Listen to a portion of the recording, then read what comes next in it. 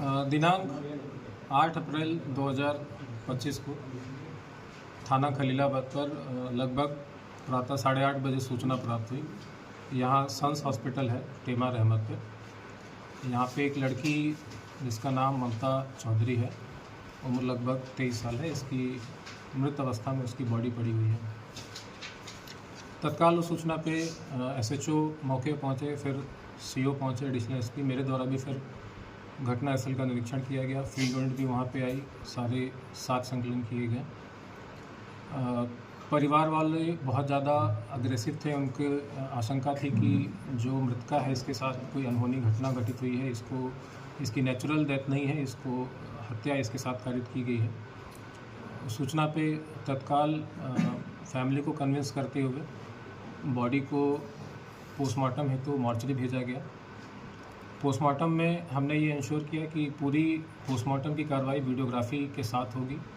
साथ ही हमने सीएमओ साहब से रिक्वेस्ट किया कि जो टीम हो, पैनल की एक टीम हो जिसमें विशेषज्ञ डॉक्टर हों जो अपने अपनी ओपिनियन दे सकें।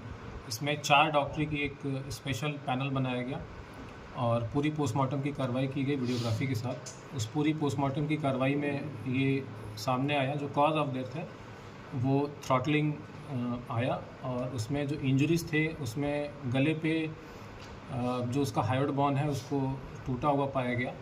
साथ ही कुछ नेल के मार्क्स चेहरे पे और गले पे पाए गए।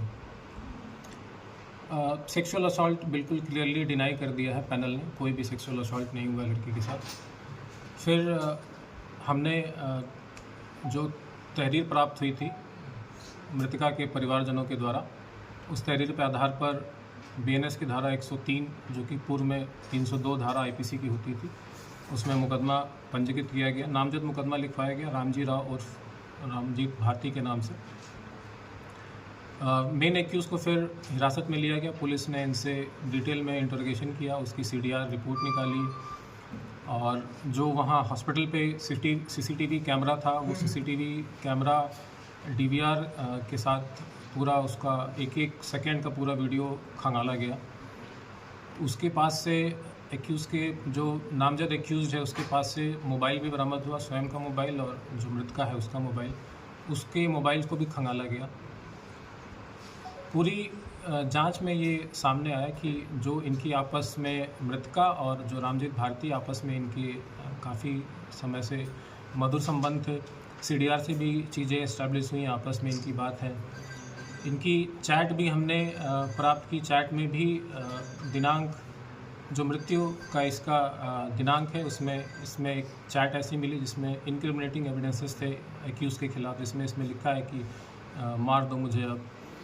साथ ही जो सीसीटीवी फुटेज हमने वहाँ से बरामद किया उसमें कई जगह पे छेड़खानी हमको मिली। कई उसमें मिसिंग सीसीटीवी फुटेजेस के 1-1, 2-2 मिनट के उसमें लिंकेज मिले। मॉर्निंग के समय 7:03 से लेकर 7:23 तक पूरा 20 मिनट का जो अंतराल होता है वो पूरा सीसीटीवी फुटेज का गायब मिला।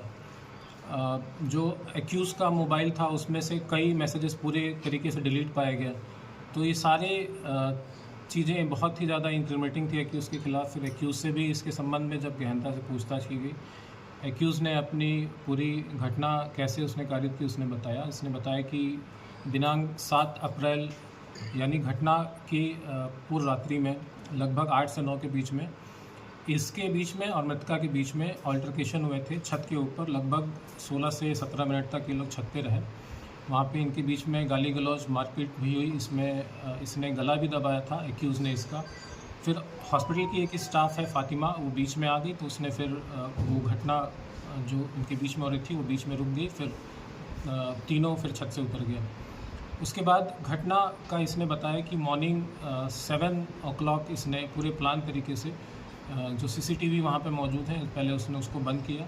फिर उसके जहाँ मृतका सो रही थी उसके कमरे में गया, उसमें इसकी घटना कारित करने के बाद बाहर निकला और चूँकि जो दरवाज़ा है वो हार्डली 6 फीट का है, इसने फिर उचक के उसको बाहर से ही दरवाज़ा बंद कर दिया और फिर वापस आके अपने जगह पे सो गया।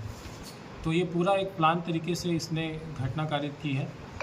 अभी इसमें जो एक्यूज़ के और जो मृतका के मोबाइल एक्यूज़ के पास से बरामद हुए हैं इसमें कई एविडेंसेस मिसिंग हैं, कई मैसेजेस डिलीट कर दिए हैं, कई चीज़ें उसमें से डिलीट पाई गई हैं। इसको फॉरेंसिक लैब हम भेज रहे हैं। फॉरेंसिक लैब से जब चीज़ें रिकवर होंगी तो और भी इसमें एविडेंसेस एस्टैब्लिश होंगे। इस घटना में अभी और भी अगर कोई लोग शामिल होंगे तो वो उस मोबाइल का जो एविडेंस है वो बहुत क्रूशियल होगा। वो इसको क्लैरिटी को पुलिस के सामने, विवेचक के सामने लाएगा। इसके अलावा ये भी संज्ञान में आया है कि जो इसमें हॉस्पिटल संचालक ने जो अपना हॉस्पिटल का रजिस्ट्रेशन करा रखा है उसमें भी कई अनियमितताएँ हैं। इसमें जिस डॉक्टर के नाम इसने दिखा रखे हैं फुल टाइम डॉक्टर, ये बिल्कुल भी फुल टाइम डॉक्टर नहीं है। इसने स्वयं स्वीकार किया है कि महीने में कभी एक बार आते हैं। साथ ही जो उसमें फार्मेसी के जो उसने स्टाफ दिखा रखे हैं, उस फार्मेसी के कोई भी स्टाफ वहाँ पे मौजूद नहीं मिला। इनफैक्ट जितने भी स्टाफ मिले उसमें से किसी का भी नाम इसमें रजिस्ट्रेशन में नहीं था। तो ये कई अनियमितताएँ हैं जिसके संबंध में सीएमओ साहब से पत्राचार किया जाएगा और जो संबंधित डॉक्टर हैं या जो संबंधित स्टाफ हैं उनके खिलाफ भी कार्रवाई करने हेतु सीएमओ साहब से